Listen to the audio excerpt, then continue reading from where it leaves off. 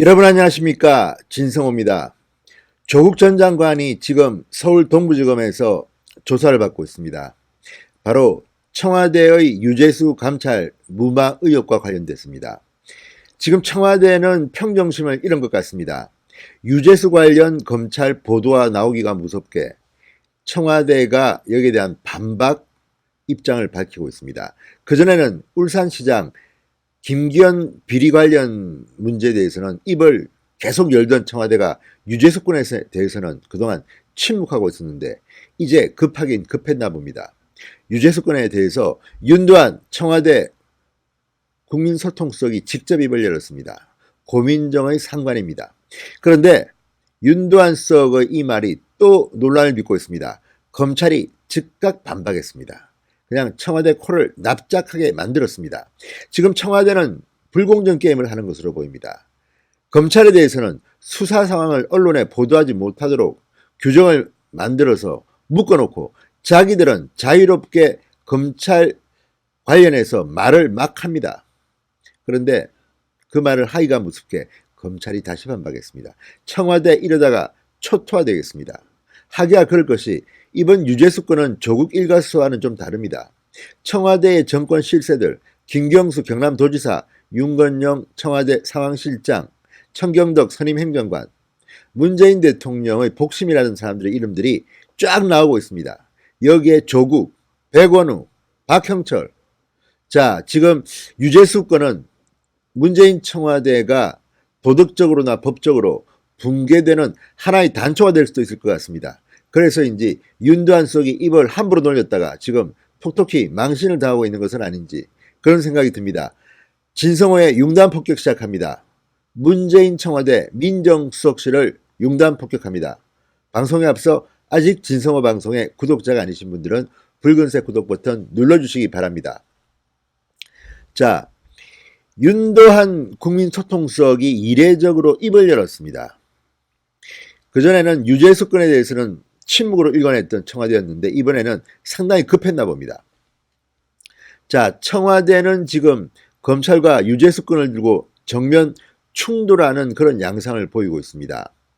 자, 이 건은 문재인 정권의 핵심 실세들이 등장하는 초호화판 블록버스터 드라마와 같은 그런 아주 매몰대한 사건들입니다.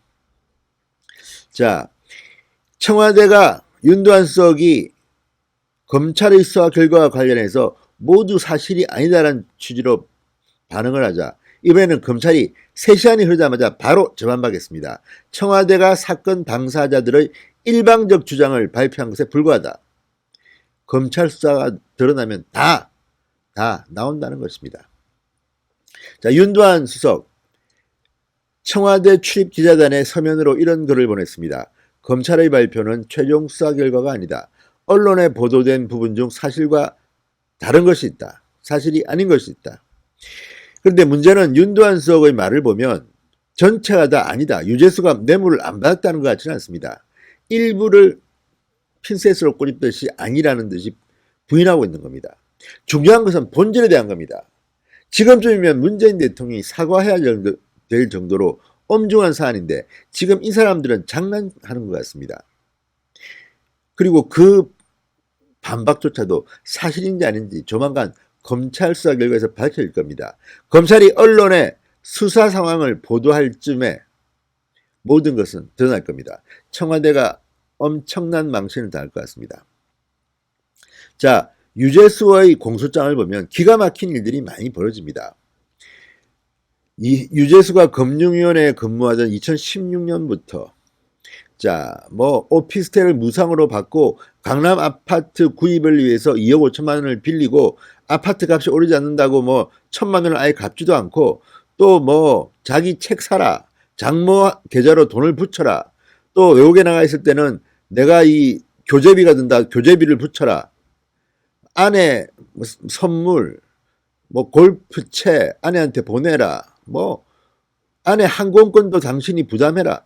정말 기가 막힐 정도로 이런 대한민국의 고위공직자가 있을 정도로 심했습니다. 그런데 이들 중 상당 부분을 청와대 감찰이 밝혀내고도 유야무야 덮었다는 것인데 지금 유재수는 구속 기소될 만큼 상당한 중재 혐의가 소명되고 있습니다. 그런데도 문재인의 청와대가 이를 뒤덮어준 게 맞다는 겁니까? 뭡니까? 적어도 지금쯤이면 사과가 나와야 되는 시점이 아닌가 싶은데 적반하장도 유분수입니다. 자, 검찰 관계자는 언론사 출입기자들에게 윤두한 수석의 해명과 관련해서 수사를 통해 확인된 사실관계와 증거를 알지 못하는 사건 당사자들의 일방적 주장을 발표한 것에 불과하다 이렇게 말했습니다. 윤두한 수석이 지금 언론에 보도되는 사람들에 대해서 물어보고 이렇게 발표했는지는 모르겠지만 이것을 윤두한 수석이 확인해 봤습니까? 그냥 일방적으로 그 사람들의 말만 듣고 언론 앞에서 함부로 입을 놀렸다가 엄청난 망신을 당할 수도 있을 것 같습니다.